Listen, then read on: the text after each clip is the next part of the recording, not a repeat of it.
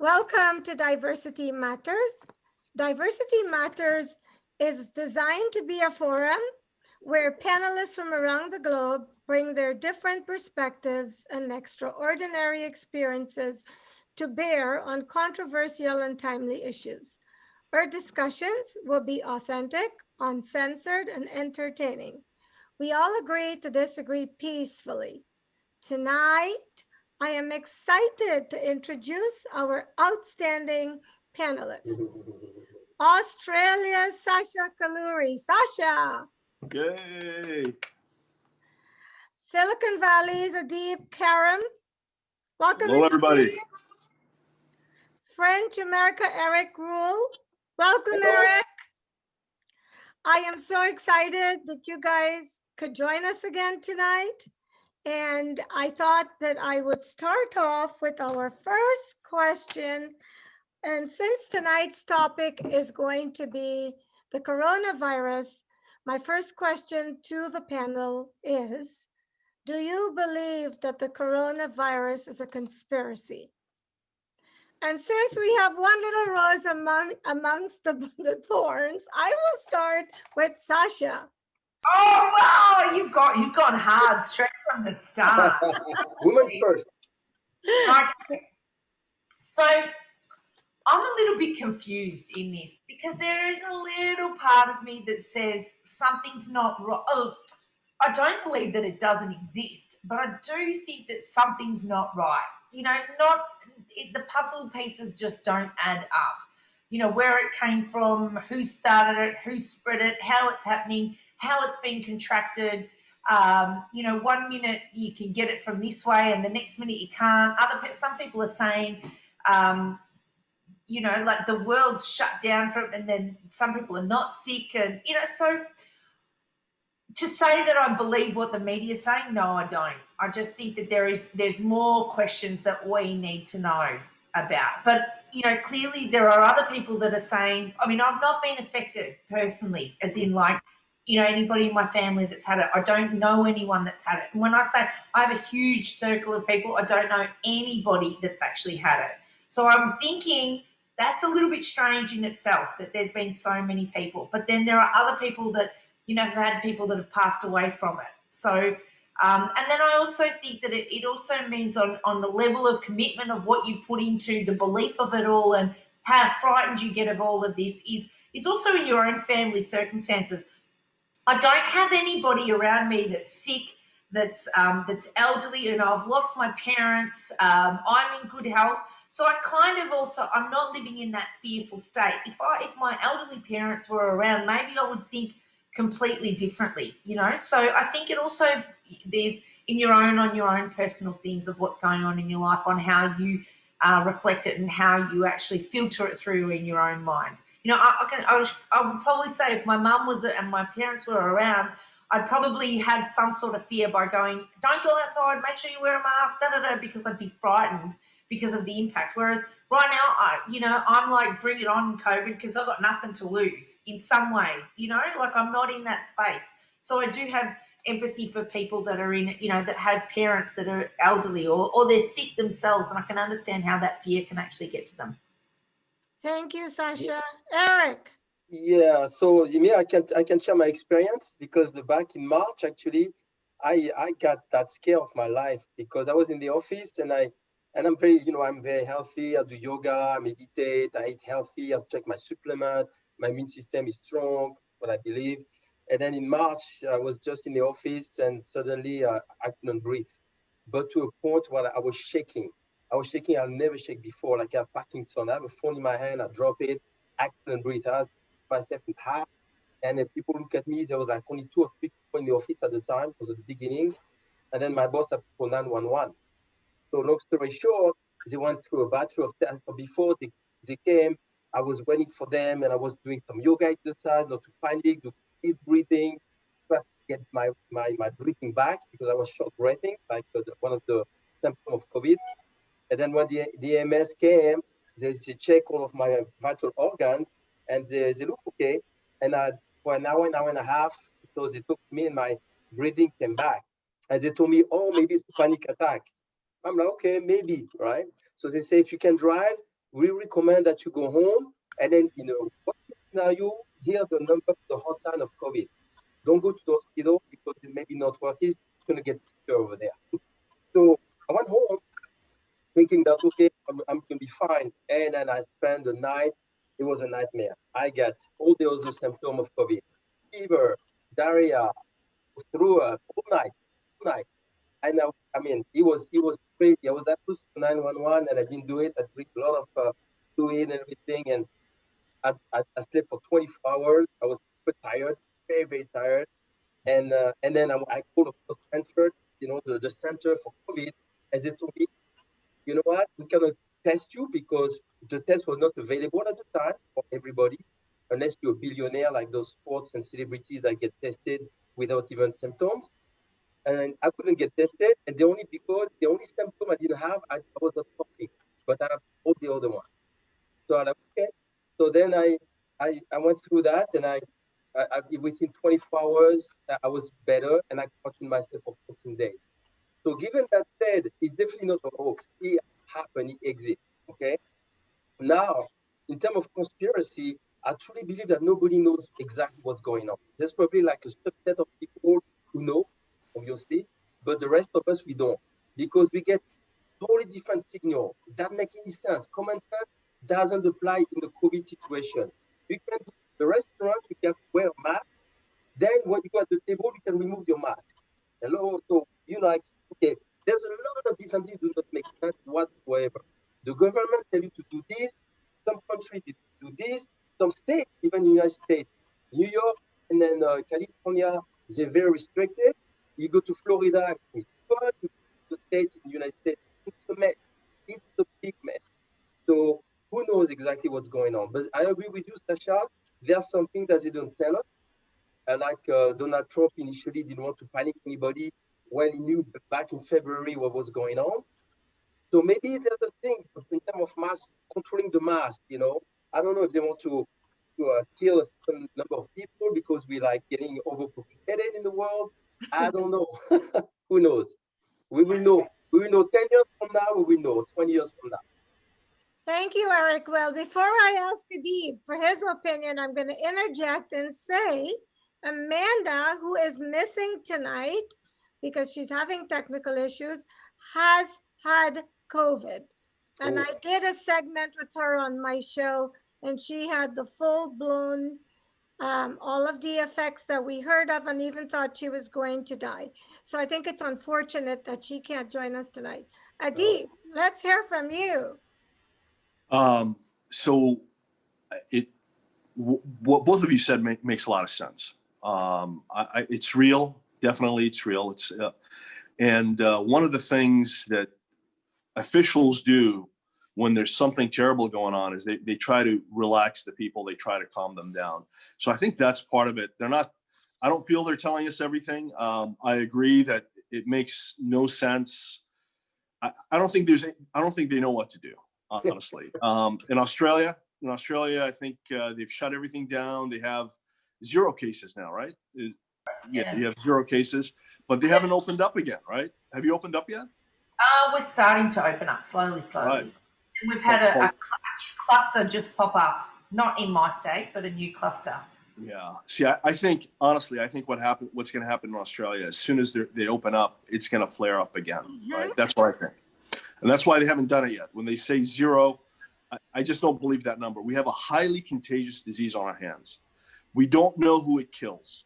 We just don't know. And it does kill people, right?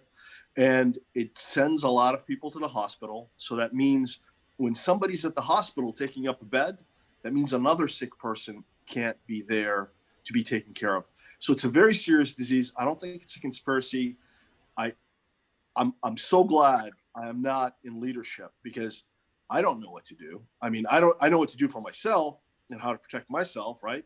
Wash my hands, stay away from people, do everything all the guidelines that they give us, but that's no guarantee. And unfortunately, a lot of people are not taking it seriously.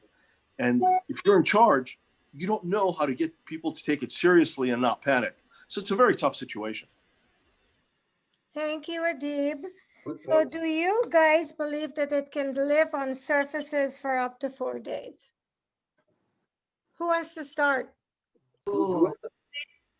Okay, can I start just to say, again, I don't know, because if, for example, these masks that we're wearing, the masks would mean that these things are highly toxic and nobody's doing anything about it. Like, you know, that they would be the center. You would touch another mask, you would make sure, I would think that I would think that there should be rubbish bins all over the world for people to put their masks in. These things are highly toxic, and yet they're going into a rubbish bin. So I'm not understanding that. People can throw these masks on the floor, and you know, we're not allowed to go on play equipment, and we're not, you know, all of these different things. I just think that, you know, but then yet we're not allowed to go, you know, we're able to go into the supermarket, and then we're touching things out of control. You can't control everything that we touch. So I don't know. For me, there's just too many unanswered questions. And, you know, Eric, I actually was in New York, and I came home on the 1st of February, and I came home with this incredible sickness. I mean, like, I have never felt this sickness before. And my husband called me, and 3 days before I was about to leave, I was like, I couldn't, my breathing, I was coughing, I was sick. I had a temperature, and my husband actually said to me, you know, have you heard of this thing called Corona? I'm like, no one's talking about it. And I was in New York, and I was like, no one's talking about this thing called COVID or Corona. No, I didn't even know anything about it.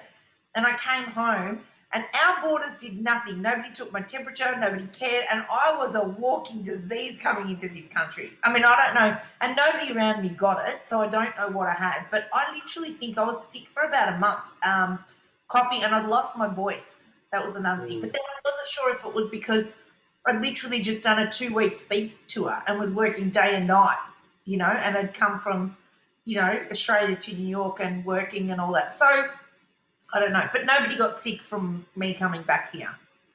You know, I'm just curious, can you catch COVID over the internet? I'm a little concerned about being on the same show. Over Zoom. You touch the screen, Nadeem. If you touch the screen and we all touch our screen at the same time, then our germs have amalgamated. I'm not sure. Yeah, you know, the one thing, you know, when you said that, the one thing that really disturbs me is that I know the big high-tech companies like Facebook and Google and other companies in December, before you came to New York, they started hiring extra cleaning crews to clean, you know, and they started putting in safety precautions. I'm not pointing a finger at them. But we knew there was something going on, right? And we knew it was spreading because of the way we live now. People travel, and it's just nobody knew what to do. Is the sad part, and the sad part is still nobody knows what to do. How long did it last, by the way? How long did your possible? How many? Months. A month, she said, yeah. Like, 1 month. you know, in and out of that not being able to. But then I came back, and I had to work straight away. Like February is my busiest month. So it wasn't. Does somebody know? Going breathing on everybody, spreading it. Nobody got it, so I don't think I had it. No, good. Does anybody know when it started? Like the first person that caught it? When in 2019? I'm curious. Does anybody know the answer to that? No, I think it was in China, I guess, right? But it was in China in 20. Yeah, but what, you know, do we know what month or? No, I don't. I can't recall. But what was your question, by the way? Just to make sure I don't lose track, Jenny. That if you believe that the virus lives on surfaces for up to 4 days, have you read anything that confirms this? Or if you said, do you know, does anyone know for sure? Yeah, no, I read things, but who knows what to. First of all, who knows what to believe? There's doctors that say truth A, another doctor in the same industry, right, immunology or whatever, bacteria, they say truth B. Everybody has different option on that. Some people say the mask doesn't do any good. You know, people say confinement it's a mistake, it's an illusion, right? So what to believe? Right, 4 days on the face, it's airborne. That we know it's airborne, right? But How long does it live? We don't know. What we know for a fact is this virus apparently mutate. You know, that's the thing of this virus. That thing that being maybe engineered in a lab. You know, but this virus, I think, it mutates, and that's the biggest issue. That's why we don't have a grip on that particular virus. At the end of the day, we live in the 21st century. We're gonna have virus anyway. We're gonna have disease. You're gonna have other stuff coming up, right? So when I look at this pandemic, it's a mess. So we have to get our act together as the world to be able to react correctly regarding that particular virus, because we're gonna have more moving forward. We're gonna have more than that, right? So what are we gonna do? How are we gonna react? Hopefully not like that. When people will like a shortage of toilet paper. I mean, seriously, it's ridiculous. Yeah, So- the shortages are back. Go ahead, Adib. No, I was going to say the shortages are back. And I honestly don't know if it lasts that long. It could. You got to assume it does, right? And you got to assume it's going to mutate. That's Yeah. you have to assume, and you have to try to avoid it as much as you can. Yeah. And that's really all. That's really all you can do. But we know that chlorine kills it, right? We know. So if you spray a surface, Yeah. it's not going to last there 4 days, right? Yeah. Once you clean a surface, that is dead. And no matter Yeah. how it mutates, Yeah. as far as I know, there's no mutation that can survive chlorine. Yeah, So correct. or a disinfectant. So That's what I believe. we do have some tools to fight it. Yeah. It's just, But, you know, are we going to be lazy, or are we going to So- actually So one take of the personal responsibility and fight it? So one of the things you talk about tool, how to fight it, for me, the number one tool is your immune system, your immunity, you know, because at the end of the day, for me, it's like, you know, it's like your diet, your exercise, your supplement, all of that, that you have to build your immunity, because this type of virus go after people. It can be young, it can be old, can be female, can be male, whatever. If the immune system is weak, or they have some like precondition or disease, they're going to be more susceptible to be sick. That virus or any virus. Yeah. So Eric, I don't disagree with you. I think it's important to have your immune system, but the problem with the immune system is it's temperature dependent. So if you're cold, if you have a great immune system and you're totally fine, and you're cold, right? You get a cold chair, you know, somewhere you forgot your jacket, or you forgot, you know, you left your jacket at home for some reason, and it got cold. I mean, I know in New York, one time I walked into an office and walked out into a snowstorm. I was in a suit. I didn't even have a coat on, right? And I was walking through a snowstorm. So weather can change very rapidly not in California, thank God. We know almost all the time what the temperature is going to be in California. But the immune system is important, but your immune system, you can't control it 100% of the time. And if you're cold and you happen to be in contact with the coronavirus, you're going to catch it. So Agree. Yeah. But you're going to be able to fight it. That's the key. You'll be able to fight it instead of dying from it. No. Once you catch it and it starts spreading, and again, we don't know enough about it, but I've talked to, well, I don't know, I'm not a doctor, but from the researchers that I've talked to, is if early on, if you have a little bit of corona, you're right, your immune system can fight it. But if you happen to catch it at a time where your immune system is down and it starts to multiply, that is when you're going to have a hard time. And that's why, you know, maybe older people are getting it, maybe because they get cold more. I have no idea. But at the same time, I think it's a variable that we have control over. And that's what I'm talking about. Let's have control over our own health. Do not let the government or pharmaceutical company to dictate, or vaccine, or all of the stuff they try to inject in you, and they even don't know what that stuff is, you know? So, Okay, guys. So my next question to the group, so we don't get carried off in the wrong direction. People who don't have symptoms can spread the virus. What do you guys want to say to that? Who wants to speak to that? What? How? No, if you've got it, how is it? But that would just mean we all stay locked up. I have no idea. Maybe I do have it. Who knows? I don't. Yeah, you can be a carrier. Yeah, I believe. Yeah, it's like other disease. You know, I think there's other disease where it can be a carrier, give it to other people, but not to contract the disease itself, right? So actually, all of us, we have cancer, we have all those diseases inside. It's what's going to trigger that to basically reveal itself. That's the thing. We have allergies already exist in your body, right? It's just a matter of chemistry inside. What's going to trigger that to reveal itself? And at the end of the day, if somebody that is predisposed to get that, and you shake the hand or you kiss, is going to get it, even if you have it yourself, but you're not going to get that dizzy. You know, the body is really strange at the same time, but it's amazing. It's amazing machinery. Yeah, I think I would agree. I think the safe bet is to assume that everybody has it. Yeah. You know, your wife, your kids, your husband, your partner, you know, people that you meet, just assume that they have it. That's the safe thing to do, you know. I have a question that I think only Sasha can answer because she's the only one living in Australia. But Sasha, us in this group know what's gone on in your country, but our viewers don't. Your country had a very strict lockdown process. Can you share with our viewers how you thought it benefited the country, even though you may not have liked it? Yeah. Okay. So particularly in my state, and I'll tell you what's happened in our state, which it's a little bit funny in hindsight, looking back now, because we're coming out of our lockdown.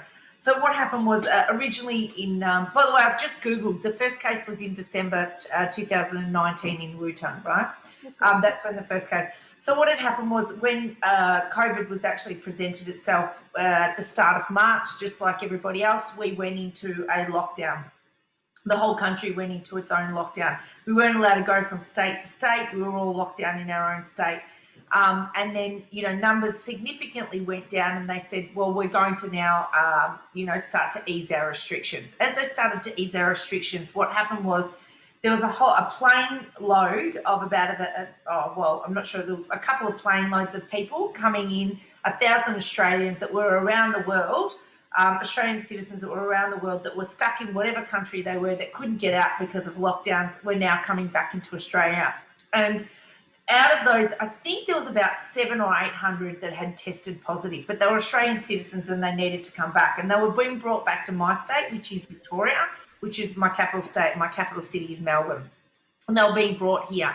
So during that time when they were actually being brought from overseas into Australia and having that, our government then decided what they would do is they would quarantine all of these people and they would put them into hotels all around the city.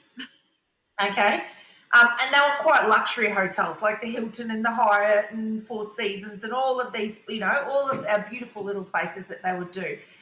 And you would have to go into those places. And so they brought them down. Now, I'm imagining if I was, you know, the person in charge and I'm bringing now, we've gone into lockdown, we've been into lockdown. This is now May. So we've done our 2 months and we've brought it. I'm imagining I'm bringing what is probably the most viral disease that you could bring into our country, where you're now bringing it in. I would assume that means high-tech looking after these people.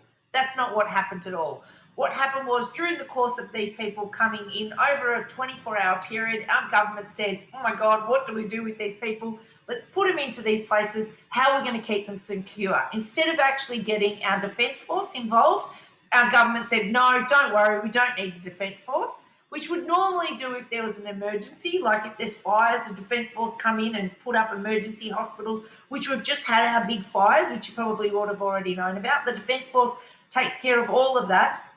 They brought them in, and instead of doing that, what they did was they took a company that was about to go bankrupt, that was not under the suppliers list of security companies, and they then sent out, that company said, well, you've got the contract to make sure these people are kept secure. How are we going to get all these people working in there? They sent out a whole lot of WhatsApp messages, and within 24 hours, they recruited a whole lot of people that were getting paid quite a lot of money, like $50, $60, $70 an hour to look after it. I can't believe I didn't get that text message. Nobody asked me for that, but that's the qualifications that they were getting. People going, have you got any time? Because you remember, nobody's working because we've just come down from the lockdown. Can you do this? Everyone went, yeah.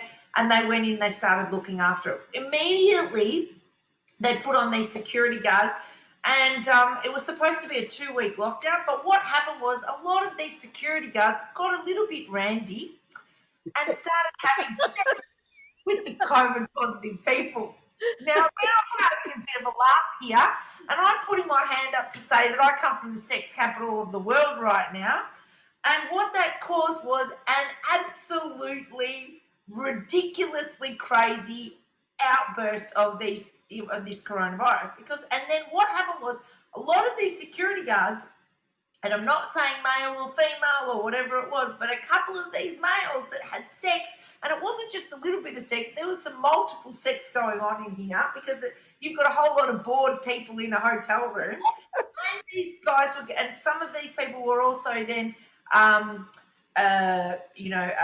bribing. When I say bribing, I don't mean bit of money. Who knows what the bribes were? We're bribing, saying, you know, can I go out for a coffee? I want to go. I'm bored in here. I'm sick of the food. They weren't. It wasn't hospital quality. It wasn't. Sorry, not hospital. It wasn't hospital. Hotel. Like, it wasn't like the Four Seasons meal. The government bringing food packs in. So it wasn't like you were, you know, eating 5-star quality food. People were saying, I'm a little bit bored here. Can I go out for lunch? Well, because they've probably been having sex with the security guard, he or she's probably going, yeah, no worries, go for lunch. So this was just going out and being spread like wildfire.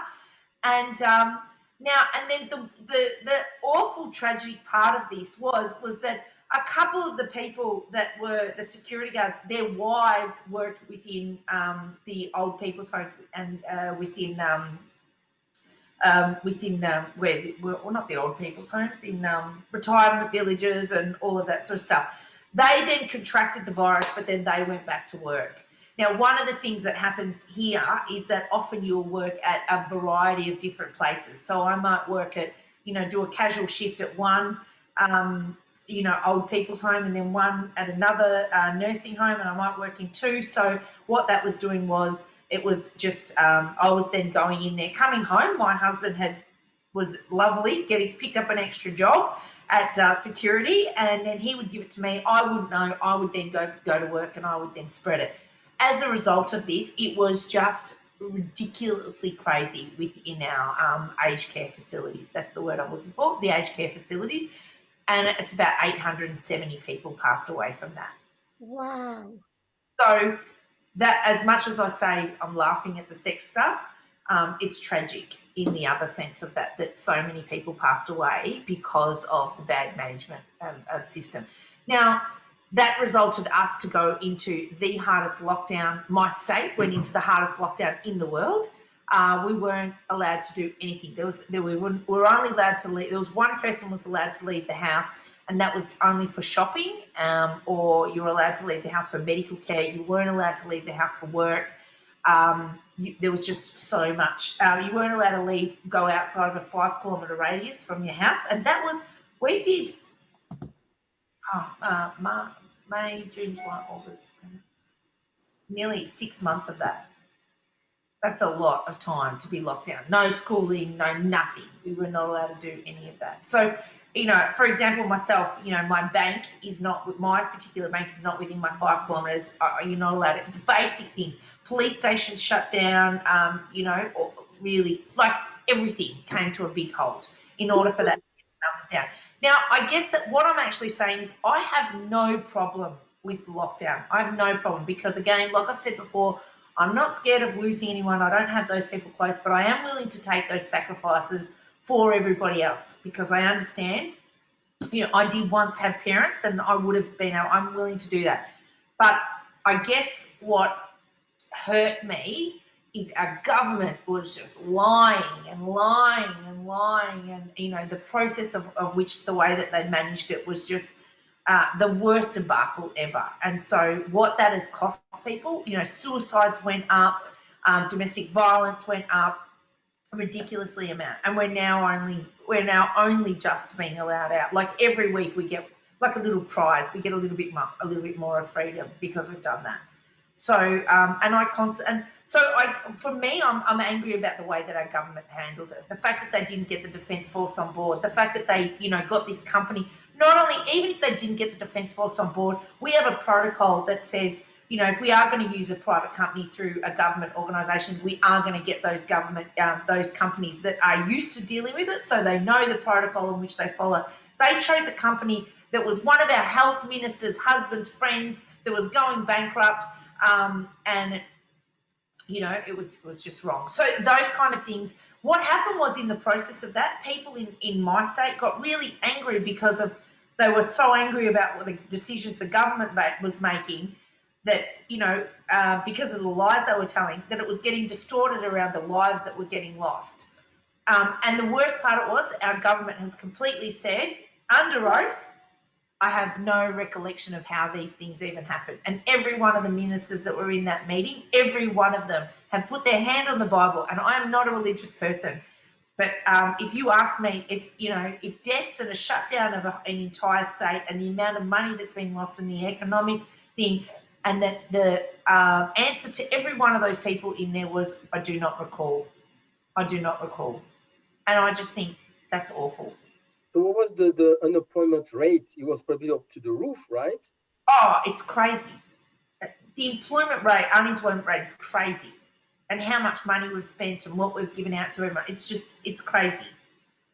And I personally, I've been somebody who's been affected because my job fell apart. I had to homeschool my kids, stuck in home. There are some people that got to work from home and they didn't do anything. Whereas me, I lost my job and homeschool my kids, which I do not recommend to anybody. But that's just it is. So I guess that we've got to realise that there's a difference between, we need to understand there's a difference between understanding coronavirus and the effects that it has on people and the emotional effects, and then the government decisions that they're doing. And they are all doing some very, very corrupt things that are not caring about the people. And I think that the only reason that our numbers are zero in Australia is because of us.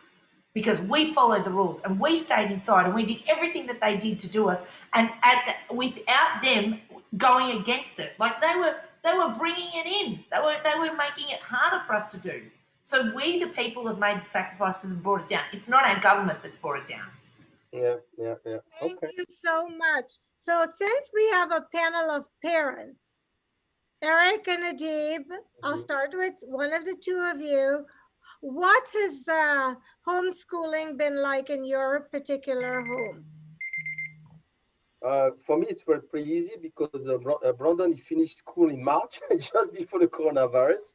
So he graduated from college 2 years before. So now he's just applying to law schools, so online, which is not a big problem.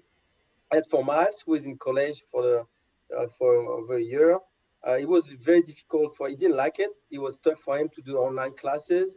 It was boring. And me personally, as an adult, I don't have to look at, some kids are respect for them if they can do online school. Me as an adult, I barely can do it because I think it's boring. There's no interaction. You have to be super disciplined. Me, I'll be sleeping in class. So my younger son, when I ask him the question, he say, yeah, Dad, it's difficult for me because he's the type of kid that needs to socialize with the teacher, with his peers and so forth. So online is not for everybody. It's not for every kid. That's my take. So for Miles, it was difficult. How old are your children, Eric? So Miles is 19 and Brandon is 21. Wow. Yeah. So You, Adib? I got to tell you, I'm married to Supermom.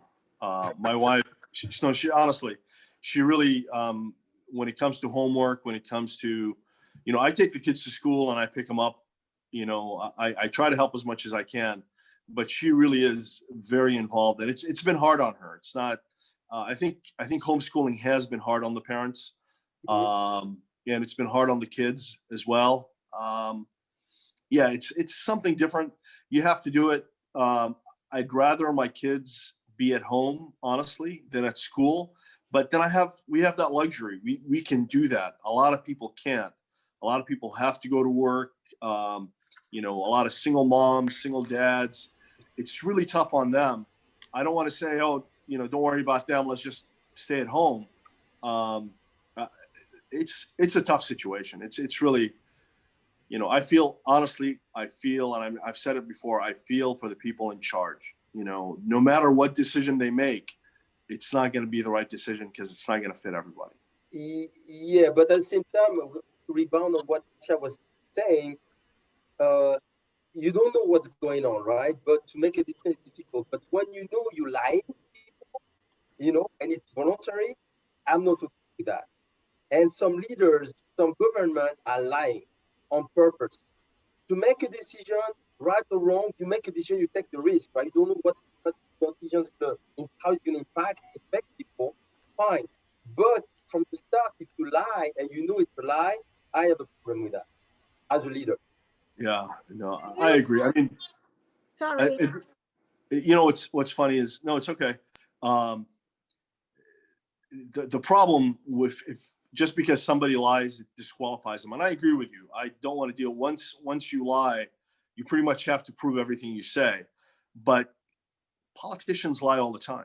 I mean, that's just the way it is, sadly. And so I don't know. I want to know what, I look for what they can get done, more than whether they tell the truth or not. I mean, when I listen to a politician, and I know some really nice politicians, especially in our hometown here.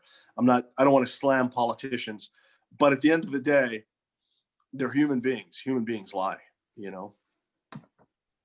Thank you, guys. So do you guys feel in your immediate homes, your children are well provided for?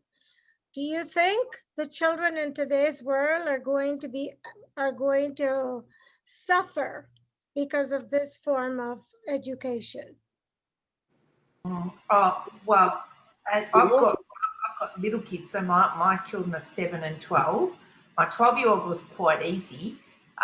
He was able to manage himself and what was going on, but my 7-year-old is already struggling with, his reading and writing is already struggling. And so that was a very big stress on me and on him. And I guess he didn't want me to be his teacher and I didn't want to be his teacher. But it did actually for me to have the ability to get to know my children and their learning styles much more. So in the sense of the positiveness, I got to learn much more. I'm a very hands-on mum, and I do everything with my children. So I do know them very, very well, but this was a next level of what I actually got to learn. The other thing is, it's not really about me that I look at. I think about people that have got kids with disabilities or learning behaviours and struggles and different things like that absolutely need those things. So if I put my hand up and say it was struggling for me, I think about somebody that has that child needs to go to school, or even some children that suffer from not being able to understand routine, not being or go against their routine, and those kind of things, and explaining to them what corona is and what all of this is very, very difficult for them to actually understand. I mean, I explained it as best as possible, and there were a number of times that on a Sunday my kids would go, "So do you want to go to the movies? Do you want to go watch a movie?" And I'm like, "There's no movies, darling. We don't have cinemas anymore." "What do you mean?" Or like they'd say, "I just want to go to Kmart and buy some paint." "We don't have Kmart. Kmart's closed." How can Kmart be closed for 6 months? Those kind of things. It's very difficult to explain that, and then to have to deal with those tantrums that come back. "Why don't we have paint? Why don't we? I don't know." There's nothing for me to do. Those kind of things.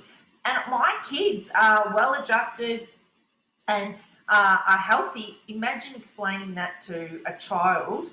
There are other things. I've got friends and their kids are autistic, and to explain to an autistic child wearing a mask, it's almost impossible without literally having to fight a battle that's a killer. And I know people that are that have got, my best friend has an autistic son that's 16 years old that when they said that school goes back, he's just like, "I'm not wearing a mask. I'm just not wearing it. That's not how I don't believe in it. I don't believe in COVID." And they get it into their mind, and that's how it is. And so because they just don't understand, it's not to interrupt you, Sasha, but there's not much time. 1 minute. Yeah. So quickly, so I agree with you that a lot of things we don't think about. We're all fortunate. We have like a balanced kid, balanced life, we have a job, we have everything. We live in a country, okay. But there, like you said, there's a subset of kids who need one-on-one support. Like all those kids we don't think about. Those guys, the Zoom, the technology is not going to do any good to them. So yes, that's going to impact them, because you see how long it has been. It's going to be next year. It's going to be a year almost, right? For them, yes, it's huge. For us, I mean, we're social animals. We need to socialize. There are the kids that get depressed. They get, not they see their friend. Okay, there's an impact, but not as major as those kids that need really one-on-one and social contact. Definitely. We have to think about those. Thank you, Eric. So we can't wrap this show up without checking to see who's smart in the group. I have 3 riddles tonight. Not 1, but 3. Let's see who has the answers. The first one is, why did the chicken cross the road? I think I knew To this get to one. the other side, there's always smile. Okay, what did you say, Deep? Just go to the other side. To get to the other side. And what's your answer, Eric? Yeah, we said the same thing. Sasha? He's curious. Because the chicken in front of him was not keeping his social distance. Second one, what goes up and never comes down? What comes up? The infection rate? No, but the infection rate. Good try, Adib. Anybody else? Donald Trump going up in the White House, he's just not coming off that. Is it Donald Trump? Good try. Eric, No. your age. Age. Oh, yes. Age. Good. Age. And then last one. What is orange and sounds like a parrot? This is an easy one. Hang on, is that definitely Donald Trump? Have I got Donald Trump in Say it some? again. Say it again. Anybody with the answer? What is orange and Uh-huh. sounds like a parrot? Oh, come on, guys. It's because you know the answer. That's why it's Yeah. I intriguing. know. Got Donald Trump, that's all I've got. Okay, a carrot. Like, oh, and so like What a is parrot. orange and Okay. sounds like a parrot? Parrot. Okay, got it. Oh, that's good. That's Carrot, carrot. That's good, Jennylyn. Those are good ones. Thank you. So next week, come prepared with your answers. Okay? 'Cause I don't know what I'm going to throw at you. I think you need a more intelligent panel, maybe. Yeah. We have to put our resume up on that one. We have to put our resume and go, I don't have a degree in riddles, but I'll give it a go. Anyway, I would like to thank each of my panelists for being on the show and for having the courage to share their views candidly. This platform is open to all views, religions, ethnicities, cultures, and differences, even gender non-specific. Our goal is to agree to disagree because we believe it is possible and necessary for us to create the necessary shift in the world. Join us for breaking stereotypes and molds, and let's embrace diversity, because when you embrace diversity, you embrace humanity. Thank you for watching Diversity Matters, and we have another hot topic coming up for you soon. Stay tuned. Thank you. Thank you, everyone. Good job.